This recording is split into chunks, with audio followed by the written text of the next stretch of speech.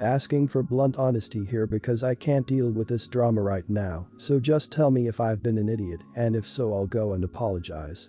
I'm currently planning my mother's funeral on behalf of my siblings. They live overseas and are not here yet. My mother and father were divorced but were on good terms. In particular, my mother was close friends with my father's new wife. This woman, my father's current wife, has an ongoing dispute with my wife.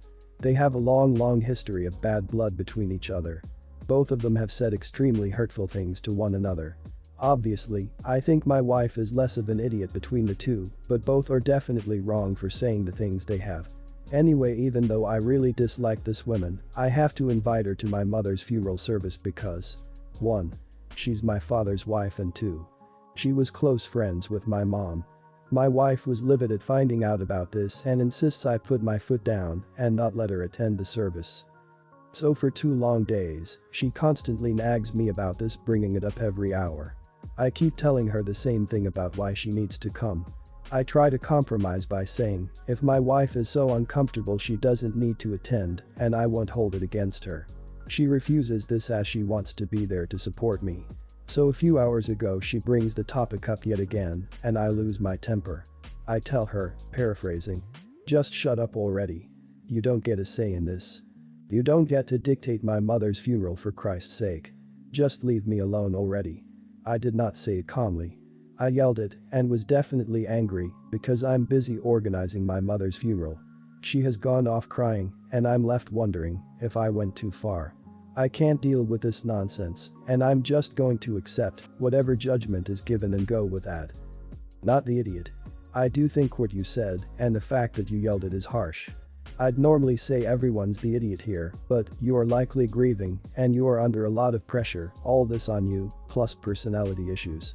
I would have expected your wife to put on her big girl pants just because it's a funeral, because that's what normal people do. If you feel up to it, I do think you should probably apologize and try and explain it calmly because she is your wife, but fingers crossed she tries to meet you halfway and stop making this about her. Not the idiot. Your wife is being very childish and selfish. If this were her birthday party, then sure, she has every right to say your stepmom isn't invited. But this day isn't about her. Your stepmom is a friend of your mother. This day is to celebrate your mother's life and how it's now ended. If she was close to your mother, she has every right to be there. Your wife should simply grow up and be civil for the sake of the day and just keep her distance. You're absolutely not wrong. You can maybe apologize for losing your temper. So sorry for your loss. Not the idiot. The fact that your wife can't seem to get past the fact that this woman was your mother's friend and deserves to attend the funeral is ridiculous. Adults are generally able to look past differences in these sorts of situations. You maybe could have stated this to her in a better way than you did, but I can only imagine that you are going through a lot and that likely fueled the fire a bit. Perhaps apologize for blowing up at her, but you definitely aren't the idiot for your stance. My wife, when I met her, was a great fun person. However, a few years ago, she started to suffer chronic migraines. I should say that you care about it. I sympathize with her greatly. I wish, more than anything, that she didn't suffer from them and she could live a normal life. But she doesn't. Instead, she texts me to come home from work so I could take care of our toddler, or she sleeps in so she can get the rest she needs. We spend a fortune on doctor co-pays as she tries a different specialist or medication. It's at the point where I am unable to go out alone in fear that I'll be leaving our child home with an unqualified caretaker because of her condition. Part of me resents her for the additional work her condition has put on me. The part of me feels awful for even thinking that. Obviously her physical pain is more than what I'm going through. I have friends and family who can all leave for a weekend and leave kids home alone with a wife or husband. But it's not something I can do. If I were to go away, I'd need a babysitter because my wife wouldn't be able to be alone with a child for that long. Her chronic pain has become more than a part of her. It's become who we are. Her life revolves around it, and as a result, mine does as well. Everything I do, from the food we cook, to our plans, our vacations, or even just if I could wake up early to go to the gym or stay late at work, has to stop and think, will the wife be okay without me if I do it? What I really want to know is, am I the idiot for not really caring anymore? She will say I'm in too much pain or I just need to go lie down because and it all just goes in one ear and out the other. All I can think is of course that's what you're going to do, so this is my life. 9 times out of 10, I like to think I'm compassionate and I show her the responses she is looking for. But then there's that 1 out of 10 times where it turns into a fight. Where I end up blaming her for things that I know are not her fault. I was going to therapy for almost 2 years to try to figure this out, but I stopped. I thought it was doing more harm than good when I would go there and complain about her for an hour every week. I would come out and I'd just resent her more than before I started the session. As weird as it sounds, I didn't like going because my therapist sided with me too often. He would tell me go out for the night or make plans for the weekend and then tell me to turn off my phone and commit to the act of enjoying my time away. And I don't think I could ever, in a million years, be able to do that. No idiots here. Caregiver fatigue is a thing, this is a lot to deal with, it's understandable that you'd have trouble coping. I would suggest going back to therapy, just get a different therapist. You should be coming out of your sessions with developing coping skills, not resentment. Under normal circumstances, you would totally be an idiot for not being sensitive to your wife's illness, but in this circumstance, I can see what effect her prolonged illness has had on you. I don't think you actually resent your wife, I think you resent her illness, and you are struggling to cope. No idiots here. She isn't doing it because she has a choice, obviously, so clearly, this isn't a not the idiot situation as she is trying to resolve it. However, when you first dated etc. you did so without knowing this would happen. It sounds trying, draining, and emotionally horrible for both of you for different reasons. Honestly, I get it, it screws, it's hard to care, because you have so much other stuff to worry about and it doesn't seem like it will ever be fixed. I would say you only become an idiot once you entirely give up on her. No idiots here. I've had 2 friends who ended up breaking up with their finances who had chronic issues that they realized, as much as they loved them, they didn't want to spend the rest of their lives as caretakers. And there's no shame in that. You only have one life. Your situation is tougher cause you're married and have a kid, but I think you need to really think about your happiness and your kids. Cause pretty soon he'll be old enough to realize you're unhappy and that'll affect his relationship with both of you. My wife and I hired a photographer for our wedding for $2,000 and we were eagerly awaiting our photos. Fairly recently I was contacted by the photographer, apologizing profusely and telling me he's not going to be able to get us the photos due to a fire that ravaged his entire house. I snooped on his social media profiles to double check that this was true and not just an excuse, and it is. He posted pictures of the burnt down house. He also posted that he has homeowner's insurance that will cover it and has posted some pics of him staying at his sister's, so fortunately he isn't on the street or totally screwed. Still a pretty crappy situation, though. Here's the catch, though, he's only offering us a 90% refund, $1,800, instead of the full $2,000 one. He says the differential is due to the huge amount of time he put into editing, the 5 hours he spent shooting at the wedding, and the hour-and-a-half round trip he drove to shoot. So that's $200 we're out. I'm not trying to sound too selfish or entitled, but while I think it's all well and good he put all that work into it, all that doesn't really benefit us if we're not getting a single photo out of it, and I don't see why we owe him anything. It's sad and not his fault, I don't know, maybe he could have saved an extra hard drive somewhere not his house, but we're not getting our long-awaited and treasured pics, and I feel we deserve the full refund.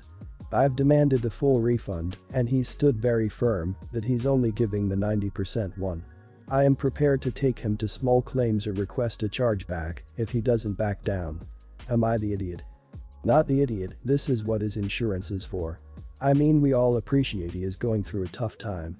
More than tough. But his home insurance would hopefully cover his life needs, whilst his business insurance should honestly be covering all these refunds and more that he needs to provide you and others. I mean $200 isn't much in the scheme of things, and you feel sorry for the guy, but on principle, no, you're not the idiot for wanting the money back. I mean, if anything it could pay for a post-wedding shoot.